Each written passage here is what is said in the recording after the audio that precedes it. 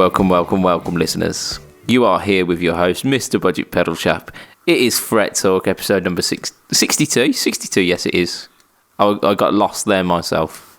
And who are we joined by this week? I don't even know. Who's there?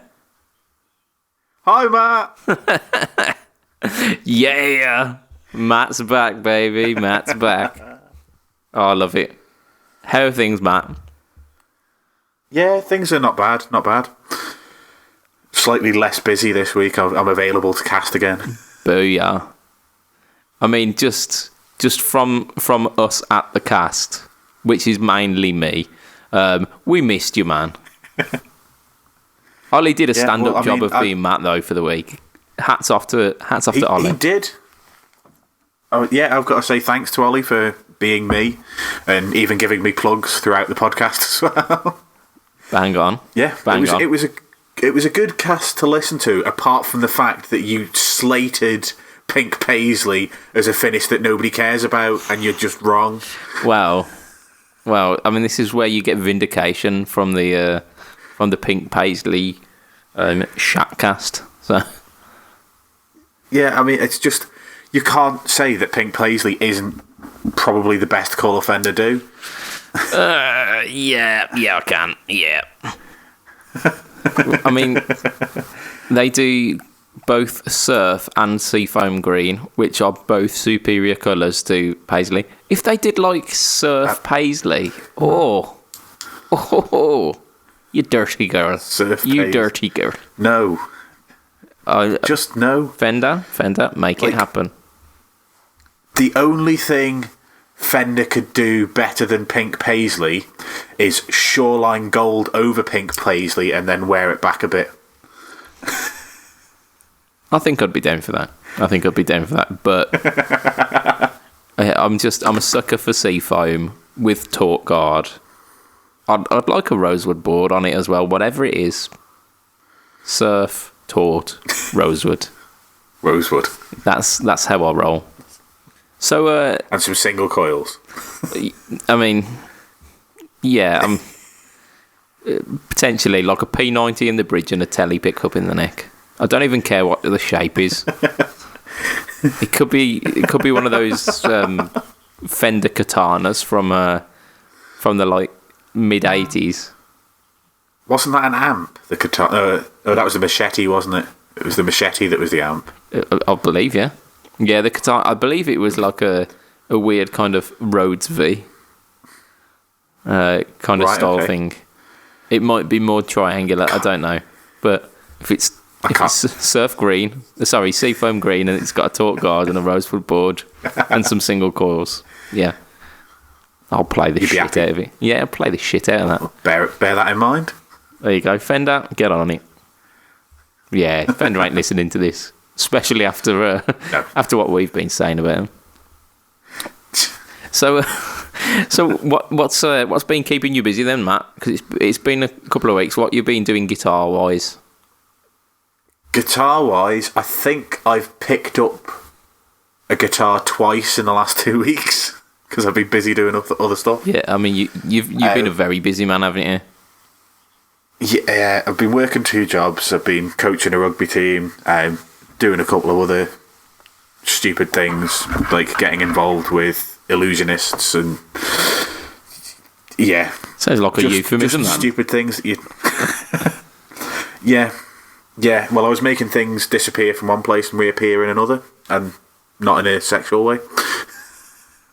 And that is the cast back. Yeah, I noticed there wasn't quite as much smut and innuendo and just flat out just sex talk. Debauchery, yeah. I think Ollie, bless him, he's a professional.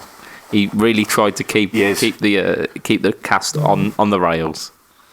He was a bit too highbrow for our kind of cast, wasn't he? Yeah. Tits, boobies, willies. There you go. Yeah. That is what you come here for. So that's what you get. You know it, I know it. That's it. Let's not beat around the bush. We'll talk more about that later, actually.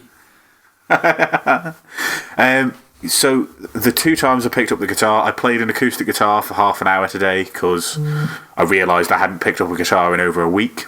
And the other thing I did was I broke out my Boss ME80 for the first time in like 4 months. Retro. And how was that? It's just been sat in the living room. To be honest with you, I realised why I bought it. Cool. And that's because if you stick it in front of a practice amp and use either the amp settings or any of the drive pedals that are built into it, you can get better sounds than a normal sound out of a 10-watt Ibanez practice amp. Who'd have thought that?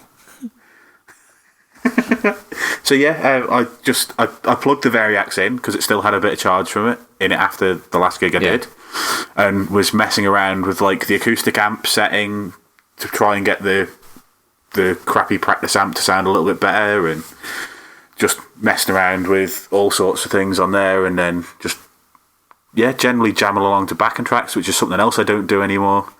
Pretty much most of the time I pick up the guitar these days is gigging, and like I'd forgotten how much fun it is to not have to remember chords and remember the exact lead line and remember that you've got 7 bars to do this solo, and just forget all that. Stick a backing track on. Yeah, whittle away until you autoplay on. Yeah.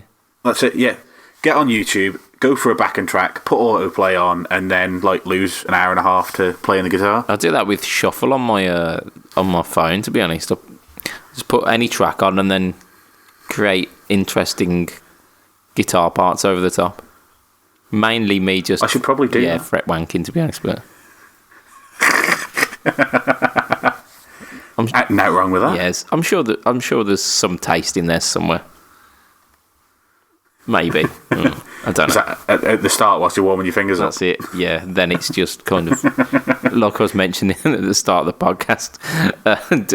Sweep diminished arpeggios all over the shop.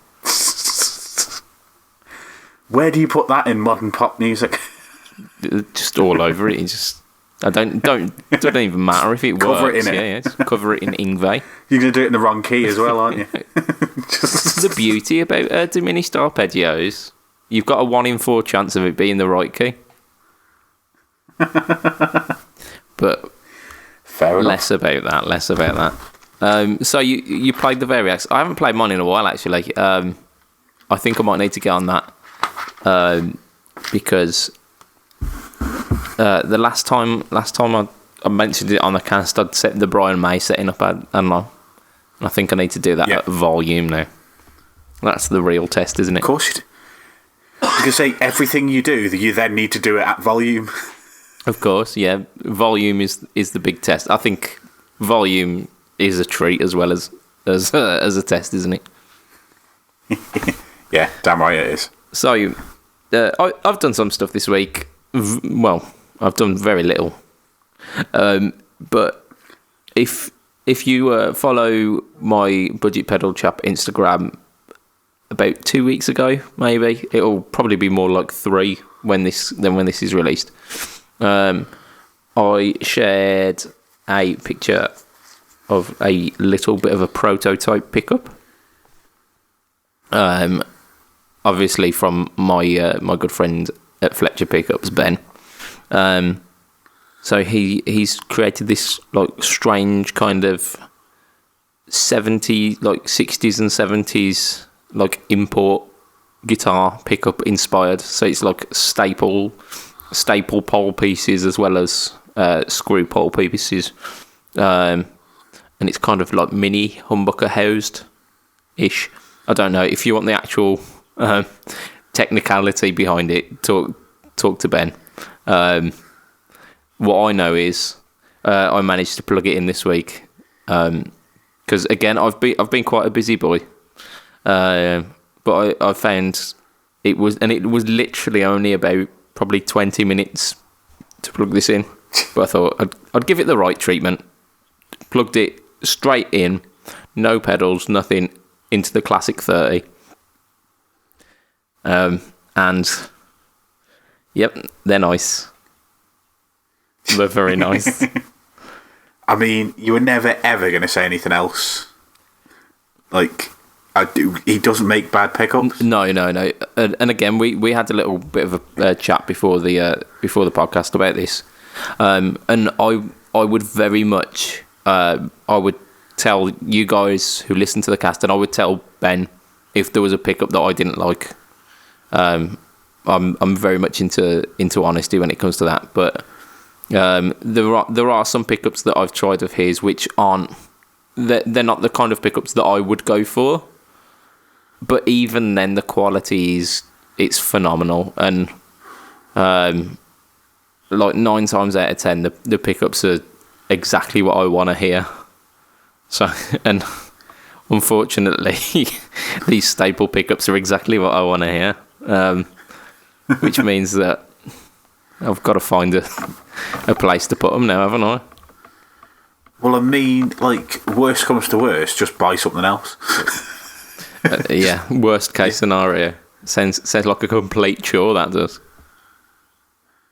Or you could, like, if you can't find something else that has the right shape to put a mini humbucker in, you could always speak to Bolt. Yep. It's a problem doing these interviews because you end up, like, talking to some guys who like, have these awesome businesses and make some really cool stuff, and then it's like, that's something that I very much could do, and that money goes away quite quickly when that happens. That's the point. When's the interview with Ben coming up? It's gonna happen. And that will probably be one of the first interviews where it will be live. So it will be in the same room, whereas a lot of our stuff, because we don't make a secret that we're not sat in the same room. Gasp. No. Because there's a little bit of water between us. It's like 23 miles worth of water. It's not that much. Yeah, but then you also take into consideration like the rest of the UK that's also between us. Oh yeah, it's like 350 miles or so, I would guess, at a rough estimate. Yeah, so thanks to the internet, all of these interviews and the podcast itself can be brought to you. However, I live pretty close to Ben, so I will most likely sit in his living room or him sit in mine, and we do the cast live. That would be epic. It could even be a live event where we do it actually live, but I don't know. I don't know if I'm that brave. But anyway, stream it on the internet. Yeah, that's it. That'll be something for you guys to look forward to. It's not going to be the next one, at least. So the one coming up for October, I don't know, it might be a Christmas present for you. We'll see. Christmas special. That's it, yeah. Christmas special. Oh, the New Year's special where we did like a mammoth 2 hours. 2.25 hours, and we were both like, oh well, we were going to miss a week, but it doesn't matter anymore. That's it, yeah. But so I mean, we've done a bit of self, this week. Indulgence, yeah. I was going to take it down a much darker route than that. Fornication. Yeah, that's it. Self pleasure. But we've got a shed loads of news to get through this week because, really strangely, for the past 2 months, fuck all has happened. But this week, everything gets dropped all at once. Who knew? Just, I was going to say, where's it all come from? Like, it was basically triggered by Gibson released their guitars into stores, and then all of a sudden, everyone else is doing shit. Yeah, well, I mean, Fender's been doing the FSR Jap stuff that we've been talking about for the last couple of weeks, and then the Parallel Universe every month or so. They've been kind of ticking it over, but yeah, it does seem like Gibson have booted the industry up the arse a little bit. And we might even mention them this week. First of all, let's kind of start off. Let's start off light. So, an amp company, Victory Amps, at NAMM, they kind of teased some preamp pedals, and a lot of the information has been brought out about them. And I think they are very close to hitting stores if they have not already. So, they are the Victory Amps V4 preamps.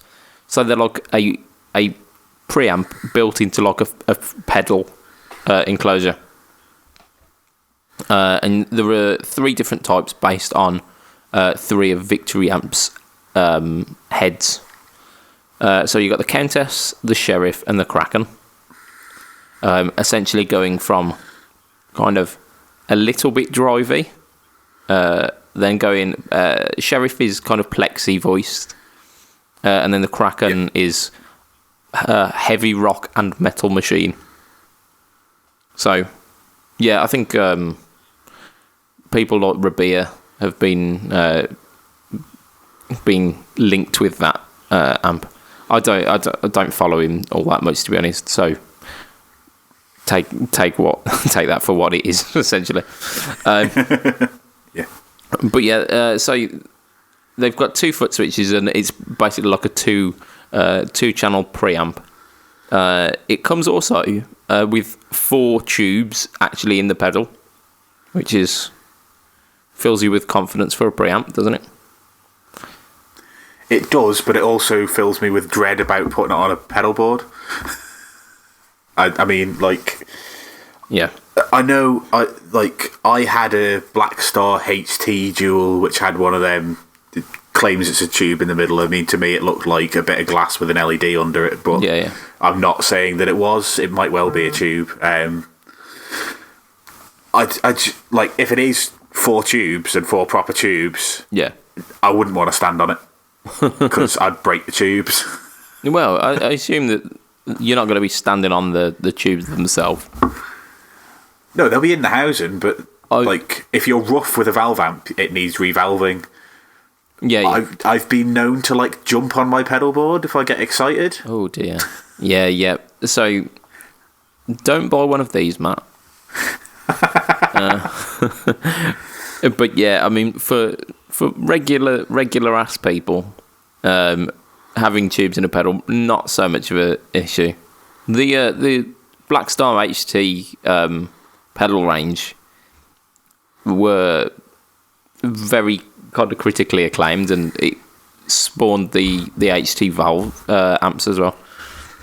But there's a feature on these preamps which is absolutely like mind blowing. It's called amp through mode, and basically the way that it works, as far as I understand, is that when the pedal is engaged, the amp will use the preamp, so the Victory preamp as the channel. When you disengage the pedal, it goes through the amp's preamp.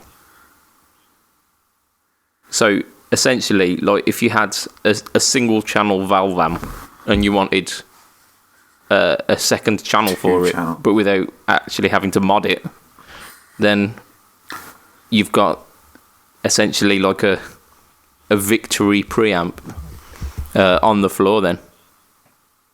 But how does it tell the amp's preamp not to turn on? Voodoo magic? Wizardry, okay. I don't know. That's something It sounds amazing, but would you have to plug it into FX loop return? Yeah, I imagine that, rather than the front end. Yeah, I would think that it would be like a 4-cable method for that pedal. But then it gives you the... Well, yeah, it gives you... My Vox doesn't have a FX loop return, so... Oh, in which case then, yeah, you screwed. But I thought... We've already said that I'd damage it if I bought it anyways. Yeah, I think the market for this is very much not you. I tell you who was enthusing about this product though, and we meant to mention it last week. Was it Ollie Miles? It was Ollie Miles of Ollie Miles Music. Yeah, it's only bloody Ollie Miles, isn't it? Haha! Well, he was very enthusiastic about the amps. Yeah. He was very.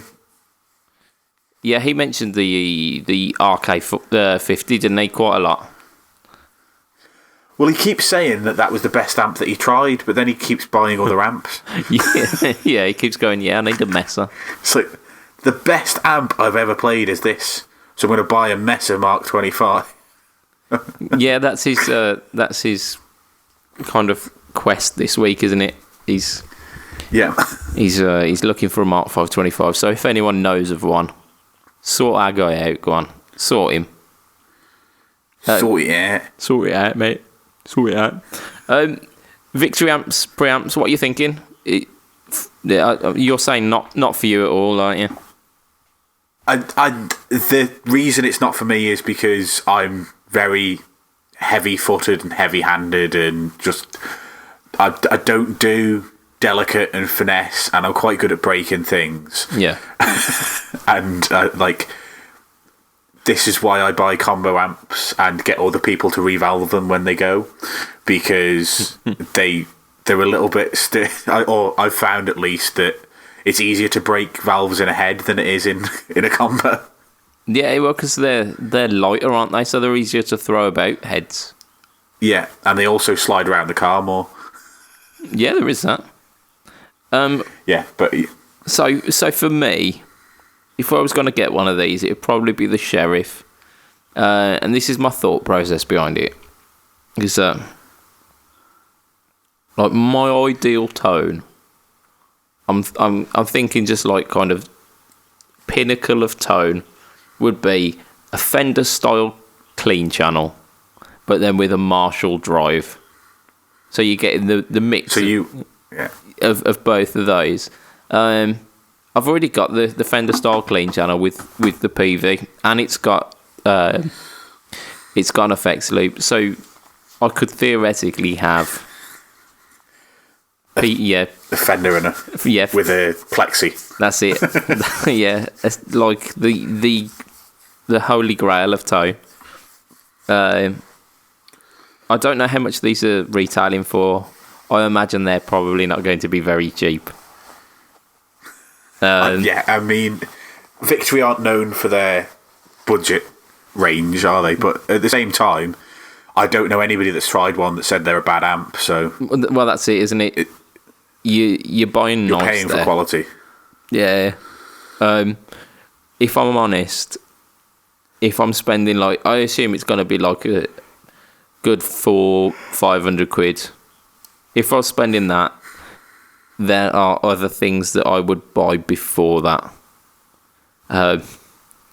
One of which is the Line 6 HX effects.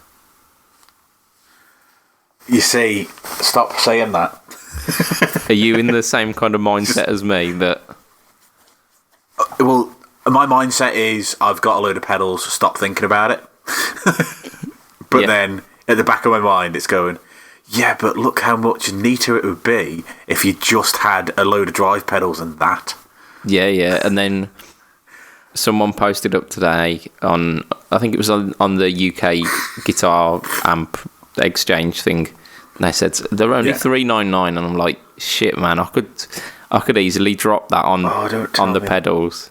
And then someone like piped in after that, because I'd posted up going, oh yeah, I should probably buy one of them, and then someone just chimed straight in and says, actually, if you do a price match at GAC, they'll do it for $375.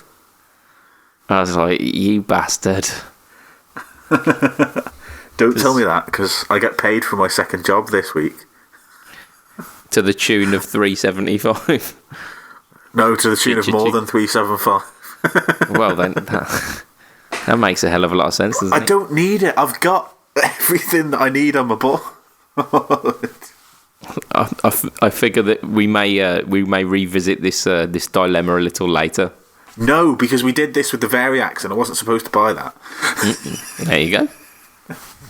Yeah, I think... Oh, and if I plug the Variax into this, I can do all sorts of magic. Oh, don't tell me that. Yeah, pretty much. Yeah, you could have... 375, you say? This is literally like an ongoing thought process, isn't it? You can hear Matt's mind working.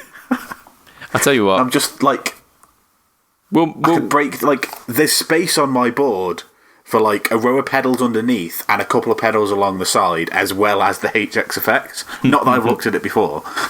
That you've measured up exacting dimensions. I'm just thinking I could get myself a volume or not a volume but an expression pedal for it as well. Oh, and then get like wah as well. Oh, yeah, beautiful. Yeah. Let's move on. Let's move on, because I think the more that we pontificate on this, the more that we'll both convince each other that we are in need of HX effects. To be honest, I'm not too far away from considering just getting a full blown Helix. So I think, well, if I'm spending £400, I might as well spend 800. That's it, and get like the additional amp sims and the footboard and yeah. But we're not talking about that. We're not talking. So exactly, one of our favourite pedal companies have released a pedal. So Electro Harmonix EHX. I think it was the end of last year, they like pulled a blinder out of nowhere with, oh, here's a reissue of the green muff, a green Russian muff, and then like within maybe like 2 months they said, and here's a reissue of the op amp muff. And you're like, God damn, you guys are doing it well. This week, Electro Harmonix with muff coming out their ears. I don't put it past Mike Matthews, to be honest. I do not put it past Mike Matthews. He seems like he's seen things. He's seen things and he's experienced. Lots of things. He lived through the 60s and 70s, didn't he? So yeah. Anyway. We are derailing that train. So, on the lines of this these reissuing muffs, the EHX Triangle Big Muff is now a reissue. So they're doing it in the kind of nano boxes. So one thing that I didn't know about the Triangle Big Muff is that the triangle referred to the control layout. Yeah, because it wasn't in a straight line; it was in a triangle. Yeah. I assumed it was something magical, like these Russian, like green Russians, and the ram's head and the pie and stuff. No, apparently it's just the knobs look a bit like a triangle. You need to go and see a doctor, mate, if your knob looks like a triangle. Yes, you do. That is very true. I don't think it would be pleasurable for anyone if it was a triangle.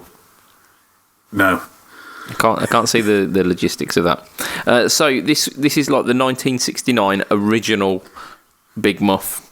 No. I was going to be childish. So yeah, like the 70s, Big Muff was all the rage, wasn't it? On the product video for it, pretty much Gilmour. So yeah, I think it opens with either something very much in the style of Pink Floyd or a direct cover of a Pink Floyd kind of solo. I think it was in the style, but I can't remember. Yeah, I have seen it. Yeah. I mean, it was very, very clear what it was hinting at. If it wasn't actually, because I don't think I was paying too much attention by that point. But I know that it's pretty much nailing that sound.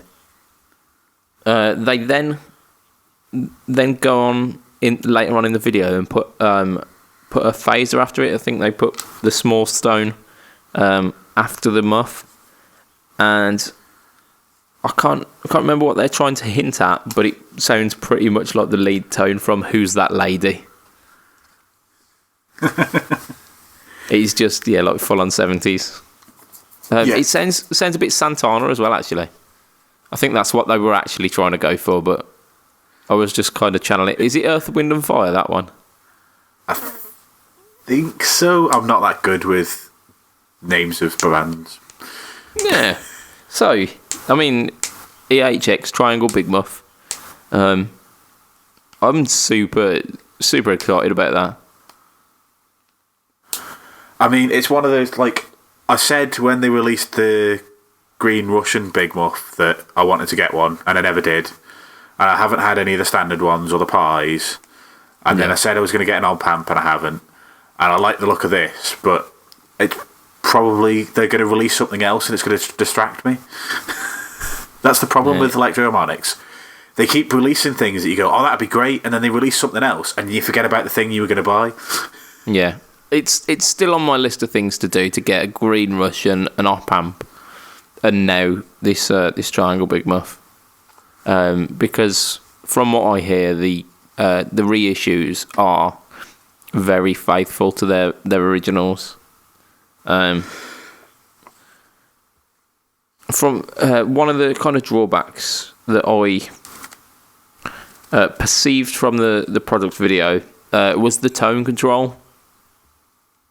They do this little thing where they sweep through the tone control and go, and it could go from like boomy bass to piercing high.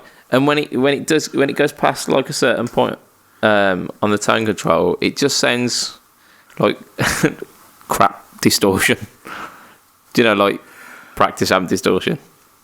But at the same time, it's the first ever. It's supposed to be a copy of the first ever Big Muff, and it was pretty much the only drive pedal out there at the time. And there are like early records where it is crappy sounding.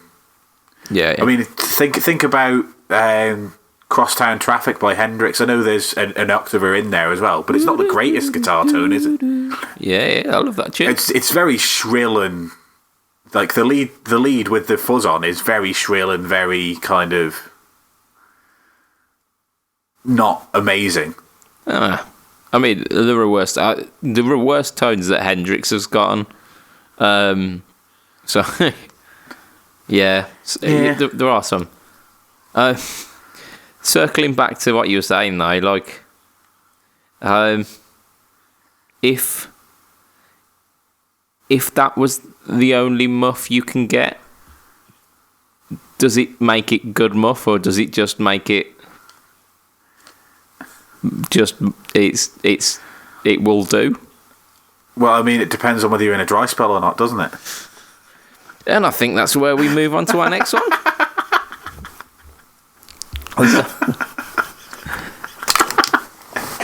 Apologies. It's all good. It's all good. I think we're giving the fans what they want.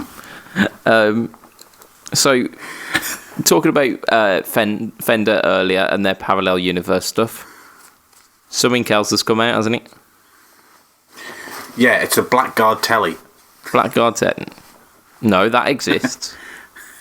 Oh, it's the White Guard Stratocaster. So I mean, like, I kind of get it because they did the Strato Telly. Yeah. But I don't like the look of it. Yes, I think. So, I mean, just to explain for our listeners who haven't seen it, it's, for all intents and purpose, it's a Stratocaster, but the Stratocaster has got a Telly pick guard. It's got a Telly neck pickup and a Telly bridge. Yep. So an actual kind of ashtray bridge with a Telly pickup. I think Telly control plate. Yeah, yeah. So I mean, look, all of the kind of electronic side of it is telly. And a telly headstock as well. Oh, is it a telly headstock as well?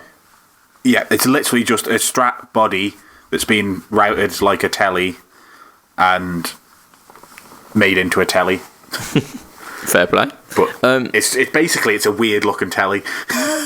However, it has also got it's got a C profile neck, which tellies tend to be a bit thicker, and it's got modern tuners as well, which for a telly you would be expecting vintage style. It's nitro finished as well, which Yeah. it's not bad. It's not bad. And it's custom shot pickups as well. It's the custom shot no caster pickups. Well, yeah, 51 no caster pickups, and I had a little listen to them, and they sounded all right. It sounds, I mean, it sounds like characteristically telly, very, very bright and very present, which is not my particular flavour of telly. Yeah, it's very vintage, isn't it? It's very kind of vintage telly. Yeah. So, it will get you in those telly tone kind of area. It's got the compensated brash. I'm turning into Sean Connery. Brush compensated bridge. So it's a brass compensated bridge, which is the least they could do if they insist on putting a telly bridge system on it. Yeah.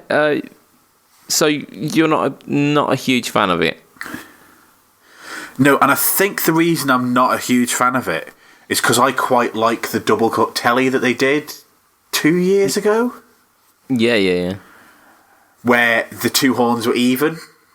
Mm-hmm. And now it's a Strat, so they've moved the top one up the neck a little bit, and it looks like it's offset at the top, but not an offset at the bottom, and that just confuses my mind, and I think that's probably why I don't like. I mean, vintage pickups for a telly, not my thing. I've said this before. Give me a Seymour Duncan quarter pounder over a classic telly pickup anytime. It comes in that horrible, is it butterscotch blonde? Yeah, it was kind of like a sandy finish in the world. Yeah, it's like a sandy. Yeah, I think that's my my gripe with the whole thing is that it's like in a traditional telly colour, but it's not a particularly exciting telly colour. Yeah, I mean they could have done it in something a little bit more exciting. Yeah, it's the epitome of boring colour, off white with a white scratch plate. That's it. Yeah, which is part of what kind of turns me off about it. I'm not a. I would say I'm not a huge fan. I think I like it. I think I do. But again, it's that colour. It's the colour. Yeah. I'd like to try one, see what it's like. But being parallel universe, if I don't like pop down the guitar shops within the next couple of weeks, I probably won't ever get a chance to. Yeah, probably not. And like we've been saying with all of the parallel universe stuff, it would make a massive collector's piece. So, yeah, I think it's got a place. It's got a place. Pretty sure they'll hold their value if you wanted to pick one up, play it for a few years, and sell it on. I don't think you'd lose much money, but yeah. So it's I think I'd have picked 1609. something else from the range. Yeah, it's coming in 1609 for the White God Strat, which yeah, it's not terrible. No, not at all. I think if I had to give it a yay or a nay, I'm kind of like hovering around the middle with a tiny bit towards the yay. But it's not great deals. No, like I say, it's not for me. There's too much, like for 1,500 quid or 1,600 quid, whatever it is, there's too much on it that I'd want to change. Yeah. I think that's the kind of the thing that would prohibit me is it's a lot of dough. I mean, it is and it isn't in terms of like it's a super limited run and it's like a special, like super special run. So in terms of that, it's not a huge amount of money. But for me personally, 1,600 quid, I would be thinking this has to be a guitar that I would get out of the box and would be playing the shit out of. And the fact that it looks like that, I don't think I would. I think I'd pull it out every so often, maybe. I don't know. Yeah. Like I said, it would. If I bought one, it would be the most expensive guitar I own by pretty much £1,000. Yeah. And for that, you want a guitar that you want to pick up every time, don't you? Yeah, I mean, the guitars that I do pick up more often than not are actually not the most expensive guitars by a long shot. Yeah. My most expensive guitar that I've spent is my Gibson Midtown, and that is very much a special occasion guitar. That one. Yeah, I guess. But I don't know. Speaking of Gibson, so Gibson have kind of they've been doing everything right recently, but they have been whipped up in a storm of controversy once more. It's almost like the internet don't like Gibson. Yeah, I'm starting to feel that. I'm starting to get that like little niggle of paranoia that perhaps there's a large proportion of the guitar community which think it's cool to rag on Gibson. Yeah, I mean, I'm getting the same feeling. We do our fair share of ragging on Gibson, but we do it for a good reason. We do it out of love. And we don't rag on the company for being the company. We rag on them for poor decisions they make, not for the fact that they're Gibson and they've done something new, so I must complain about it. Exactly. And we have said so many nice things about the Gary Clark Jr. that I think we have repented for all of our sins. Yeah. I mean, how often have we brought that up? They've got their money's worth just on that advertisement, haven't they? Really. Yep. So the controversy this week, 2019 range, kind of released and hitting stores the last couple of weeks. We mentioned them last week. We mentioned them the week before.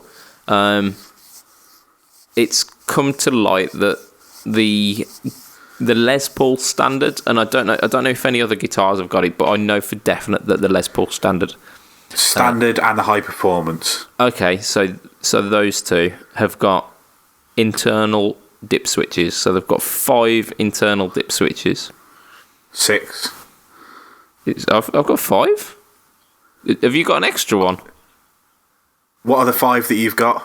Okay, so I have got that dip switch 1 and 2 gives you options to switch off coil splits.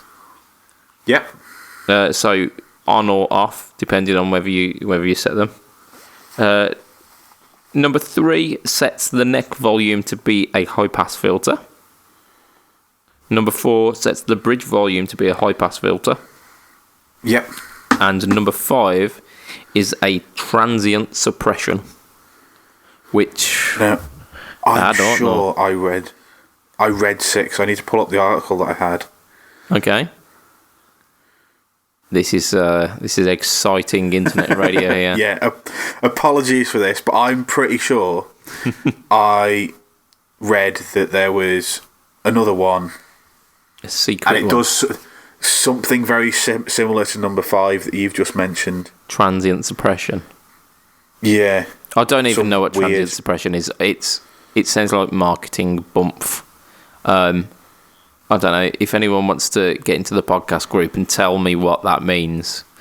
I know what the words mean in isolation. Yeah. However, no, when I you- was wrong. It is 5-way. There you go. There you go. Boom. I did some So my research. understanding of that one is it's something to do with when you're plugging into DAW. Okay. That it does something different when you're plugging into a laptop or plugging into whatever digital system you're. I didn't really understand. I watched the video of the fella from 60 Cycle Home and didn't understand a word he was saying. Yeah. I mean, he's got a beard. I trust the man. Yeah. But yeah, there's not a great deal of information. I actually went on Gibson's website to try and find out, and it just said it has an internal 5-way dip switch. Didn't tell you what the fuck it was for, even in the instruction PDF that was on there. Wow. Ugh. Wow. Nice one, Gibson. So yeah, that was definitely a fun afternoon of Googling. But yeah, like, so you've got a little soapbox to stand on now about this, haven't you? Because you've got some opinions on this. I hadn't seen anything when you mentioned this to me, and then my Facebook newsfeed was full of it as soon as you said about it, and it's like all the sites that you see, people are whinging that the Gibson 2018 has got a circuit board in it, and it's got this internal dip switch, and it's got pretty push-pull pots instead of standard pots, and it's a Gibson Les Paul standard. It's supposed to be standard. No. This is my issue. Like, I've also seen people whinging that the pickup selector chip surround doesn't come connected to the guitar, but they give you one in case you want to put it on. But apparently that's not good enough. And again, with the pick guard, comes in the case if you want to put it on. Why is that an issue? Like, why is that an issue? If you want to put the pick guard on, put the pick guard on. It's no different from somebody who buys the guitar but wants to take the pick guard off. Why is that a thing that's an issue? But we're not even talking about that, which has annoyed me already. But like, Loving this. if you want a traditional Gibson Les Paul guitar, buy the Gibson Les Paul traditional. Don't buy the standard. The Gibson Les Paul standard is there for them to go, this is the pinnacle of what we make at the moment. They've split it in two since 2015 because you didn't want the high performance stuff. So they've made the high performance a different one, and they've gone, here's a classic looking guitar that has all these cool features. So it's got coil splits, I can't even remember what all the push pulls do, and then like some of the internal ones make it so you can select the outside instead of the inside coils, and you know, to me that's all incredibly cool different features that you might want to add to a guitar. If you don't want those features, spend less money and get a good Gibson Les Paul. Get the traditional and stop fucking whinging. Amen. No, so I feel I need to be the voice of balance. And by this, I mean, I completely agree with you, Matt. I think, like, why would you ever complain about getting more choice? Especially when you can, like, spend less and get what you want. Well, no, you can with these dip switches, you can render all of the choice null and void, so you can turn it into a standard Les Paul. But yeah, I have to take the side of the bell ends, and I have to play with the devil's avocados, and yeah, so the Les Paul standard has been it's been a bastion of kind of the guitar community for quite a while. ever since the 60s. I mean, they had a brief period where it weren't there, but it's been pretty consistent, and that standard moniker could be perceived as being the kind of the default setting, and these dip switches have deviated from that. But sometimes it had P90s in it, sometimes it had humbuckers in it. You know, they've made, it's not like the current 20, or let's say the last one that was traditional, in air quotes, was the 2014. I'm pretty sure the 2014 had a different spec to the 1957s. I mean, there's a good chance, yeah. There is a good chance. So, like, it's not like it stayed the same. The standard hasn't always been exactly the same guitar. Otherwise, there's no point in releasing a new one every year. Yeah, I suppose so. Otherwise, it'd just be like business as usual. Here we go. We've got this. Yeah, there'd be no excitement in the range. And like I said, I was very much playing with the devil's avocados there, rather than, my actual opinion. That way.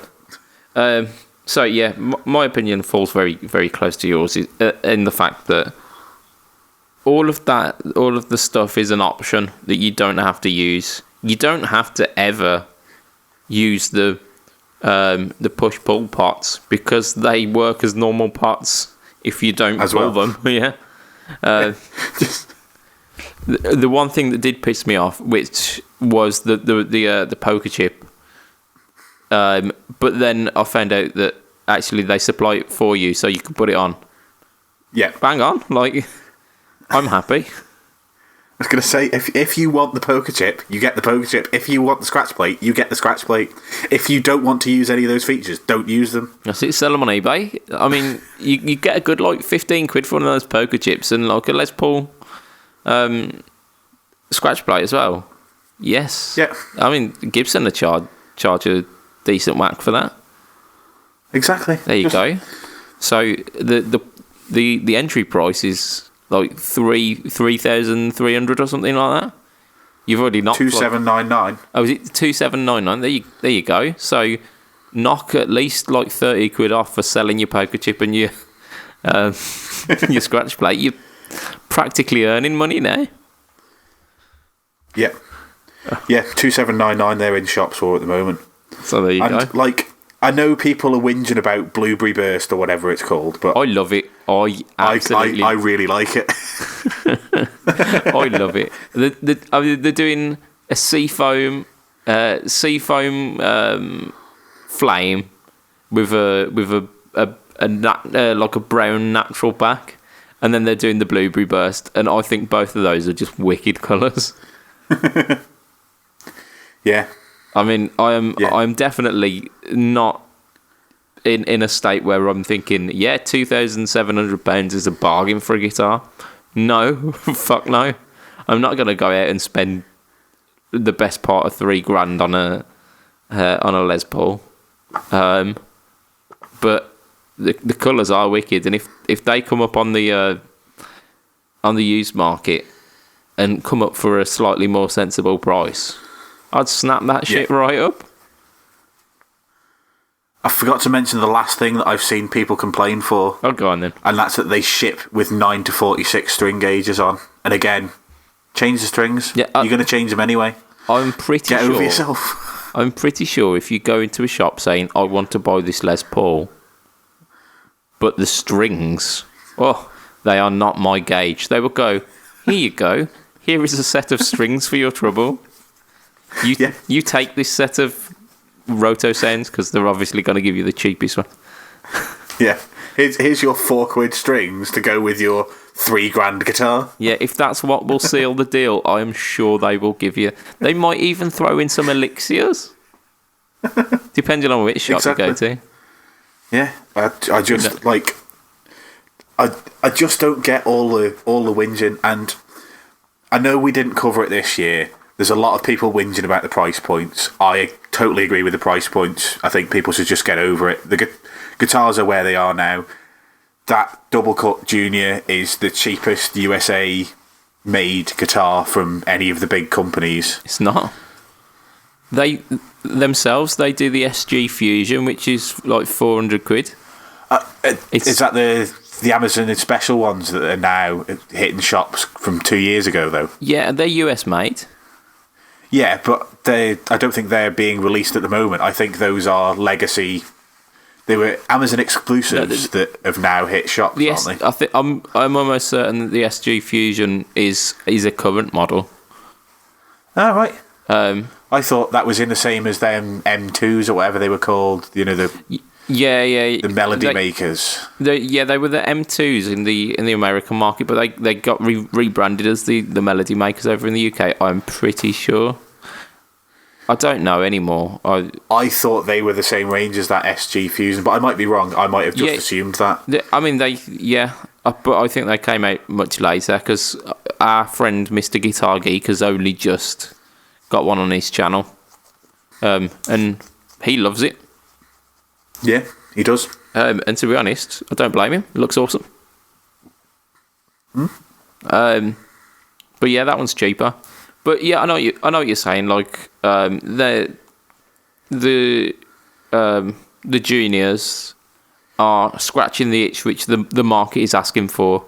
Like the last couple of years, it was like where are the juniors? They finally listened. Yeah. They've done it. They might not have done it, and people perfectly. still whinged. Yeah. The scratch plate isn't right. I mean, I whinged about the colours. Yes, definitely. You're allowed to whinge about the colours because if you're going to release a junior, put it in TV yellow. Everybody knows that. Or cherry red, something normal. Or blueberry burst. I'd happily go for if you give me a blueberry burst junior. I'd happily put it on everything. Put it on everything. Everything should be blueberry burst. That's it. We're gonna wrap up with one final it's kind of mopping up some of the stuff from last week, isn't it? Oh shit! Yeah. So this is where Matt. Oh, you're kidding me.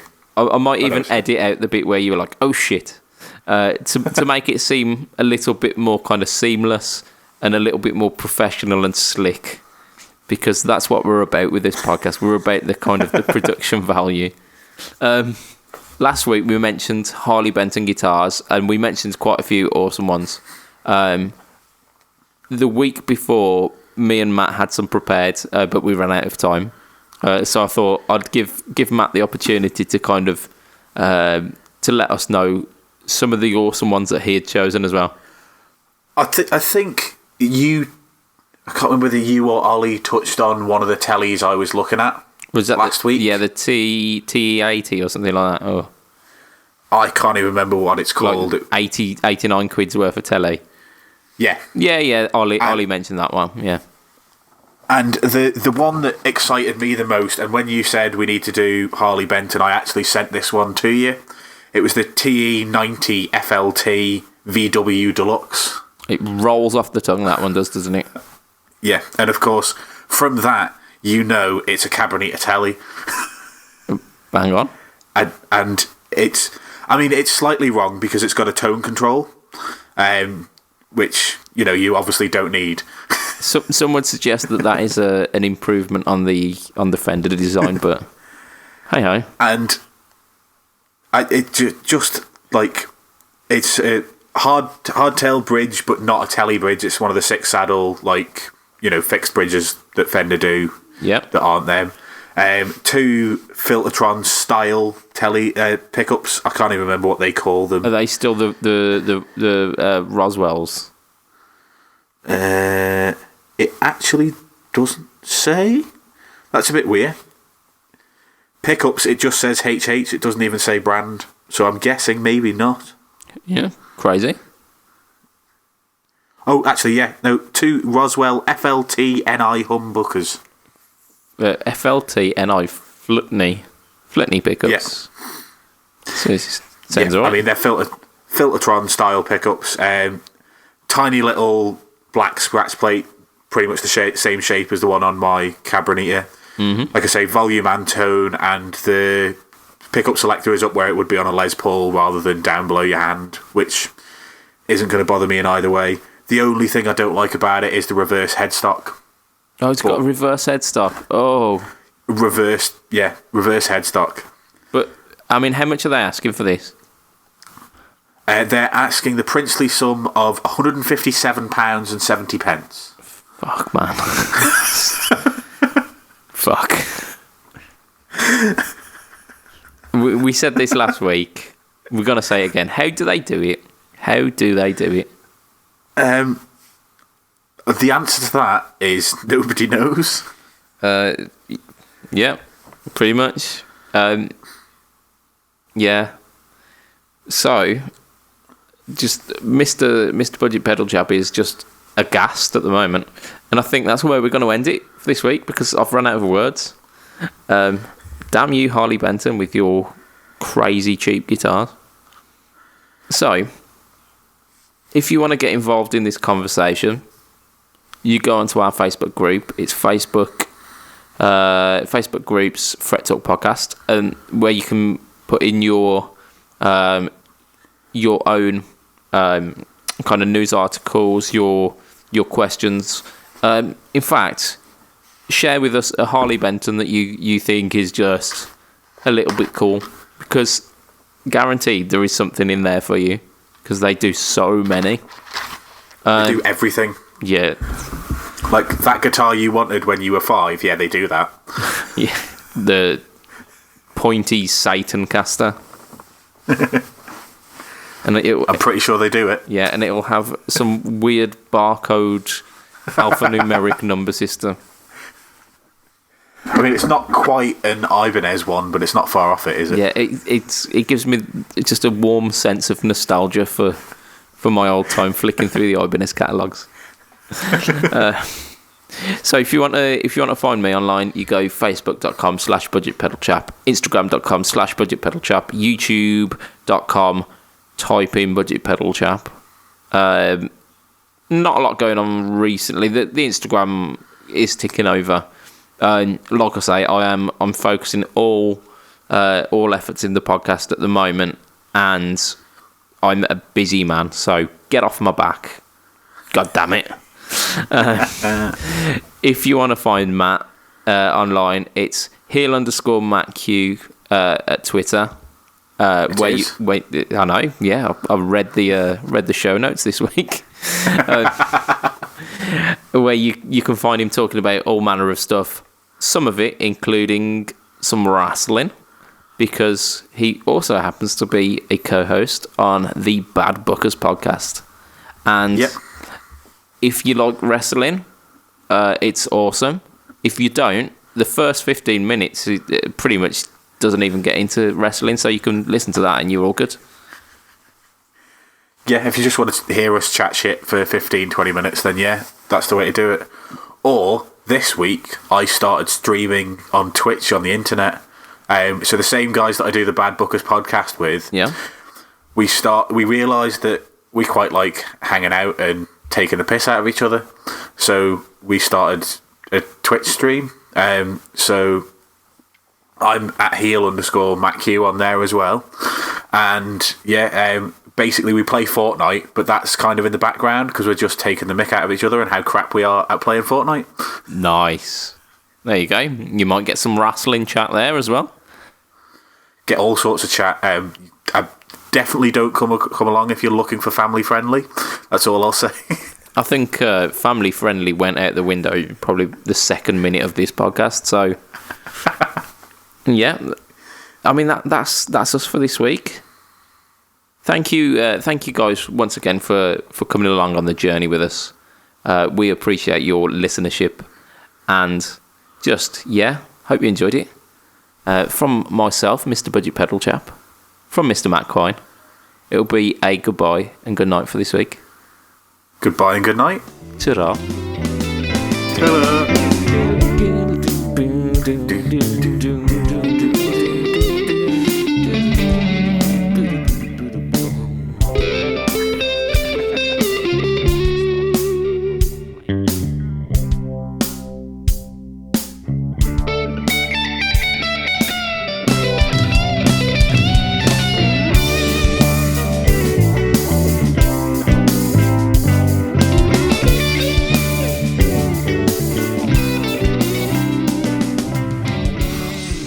Why is the stop bit not available? The stop button is blacked out. I can't stop the recording. Oh shit! No.